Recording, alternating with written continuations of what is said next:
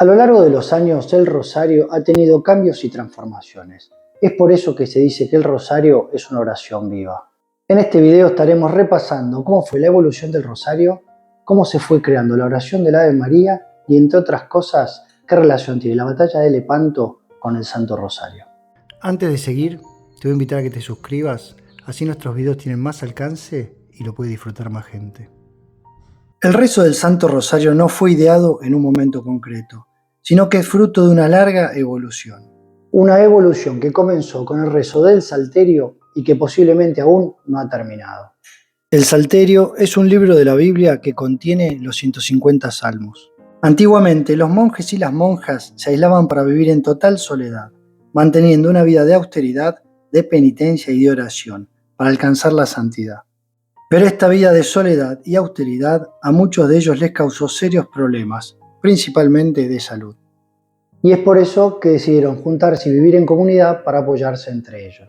San Benito de Nurcia, en el siglo V, es quien empieza a dar un orden a su comunidad, y tanto los monjes como las monjas comienzan a tener dos elementos importantes en su vida: la oración y el trabajo. Se establecieron los horarios para rezar en comunidad y las tareas de trabajo para colaborar con la comunidad y para cultivar el campo. Dentro de los conventos y los monasterios estaban quienes sabían leer y quienes no sabían leer. Los que sabían leer realizaban manuscritos de libros y otras tareas de las cuales era necesario su conocimiento, y los que no sabían leer realizaban tareas de campo. Y es en el siglo X, en el convento de Cluny, en Francia, donde realizan un cambio al momento del rezo. Los que sabían leer rezaban el Salterio, que son los 150 salmos que están en la Biblia. Y quienes no sabían leer, al no poder leer los salterios, rezaban 150 Padre Nuestro. Con la intención de no perder la cantidad de Padre Nuestros que iban rezando, crean un contador, que sería un cordón con 150 semillas, piedras o nudos. Esta costumbre se fue difundiendo entre las comunidades religiosas, sacerdotes y laicos.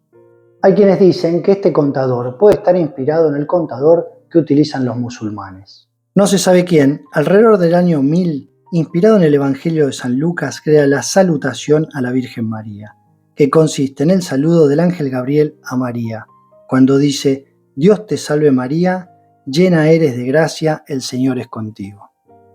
En el siglo XII, la orden cisterciense empieza a darle una gran importancia al culto a la Virgen María. Su principal teólogo, San Bernardo de Claraval, fue un gran promotor de la devoción a María como madre, más que como reina. Se dice que es quien inventó el título de Nuestra Señora.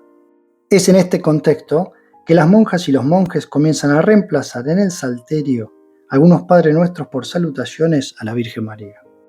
A lo largo del siglo XIII, con la expansión del culto a María y el auge de la devoción popular, se le incorpora la salutación a la Virgen María, el saludo de Santa Isabel cuando María la visita porque estaba embarazada de Juan el Bautista.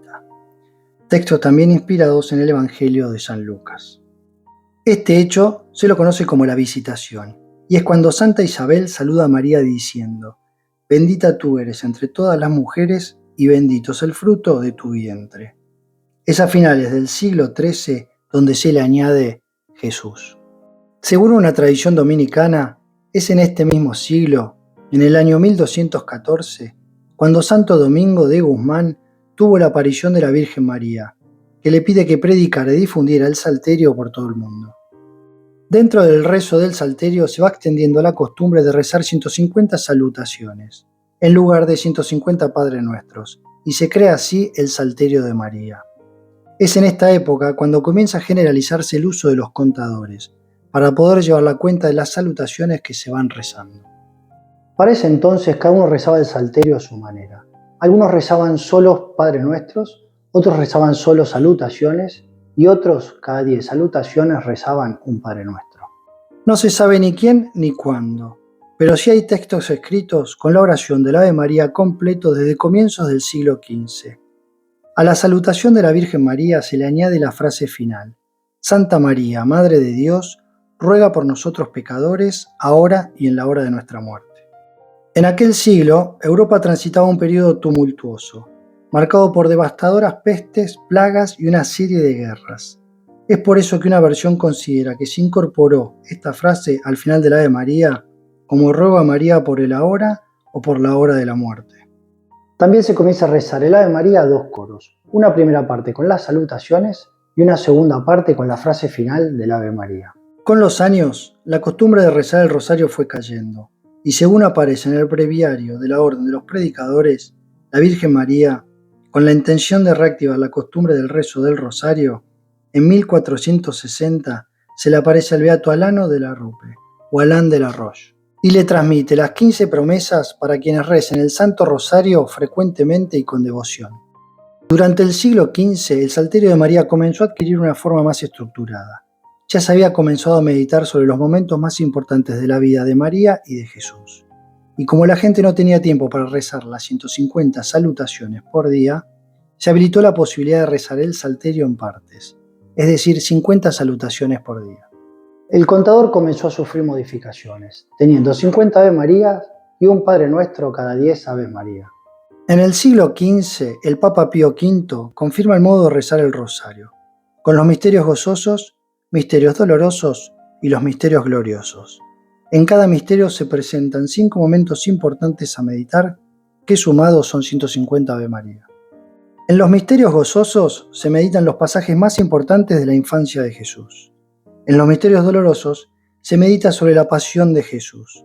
Y en los misterios gloriosos se medita sobre la resurrección del Señor y otros acontecimientos posteriores. El 7 de octubre de 1571 ocurre la batalla de Lepanto, en el Golfo de Patras, cerca de la ciudad griega de Naupacto, que en ese entonces era conocida como Lepanto. Se enfrentaron la armada del Imperio Otomano, que eran musulmanes, contra la coalición católica llamada la Liga Santa. Tras el ataque del Imperio Otomano a Chipre, que era una posesión veneciana, en 1570 el Papa Pío V organiza la Liga Santa. El objetivo de la Liga Santa era el de frenar el avance del Imperio Otomano sobre el Mediterráneo, teniendo que enfrentar a la armada del Imperio Otomano que era superior al de la Liga Santa. El Papa Pío V pide a todos los cristianos que recen el Santo Rosario, para que la Virgen María interceda, ya sea para evitar el enfrentamiento o para salir victoriosos, ya que si el Imperio Otomano tomaba posición del Mediterráneo, se correría el riesgo de que el enfrentamiento continuara por toda Europa. Y el 7 de octubre de 1571 tuvo lugar la batalla de Lepanto. Duró 4 horas y se enfrentaron casi 500 galeras y alrededor de 160.000 hombres. La Liga Santa venció a la armada del Imperio Otomano, considerando el resultado un milagro y vinculando la victoria al rezo del Santo Rosario. Como consecuencia de esta victoria, el Papa Pío V instituyó la fiesta de Nuestra Señora de las Victorias el primer domingo de octubre. Y en 1573, el Papa Gregorio XIII cambia el nombre de la fiesta al de la Virgen del Rosario. Con el tiempo, el día de la fiesta se pasó al 7 de octubre, que es el mismo día en el que se llevó a cabo la batalla de Lepanto. El siglo XIX es la época en la que más se difunde el rosario. Si bien ya era parte de la fe católica desde los primeros siglos del cristianismo, en 1854 se promulgó el dogma de la Inmaculada Concepción. El último desarrollo importante en la estructura del rosario fue la introducción de los misterios luminosos. El 16 de octubre de 2002, el Papa Juan Pablo II introdujo los misterios luminosos, que se concentran en los momentos clave de la vida pública de Jesús, y fueron añadidos para completar el ciclo de la vida de Cristo.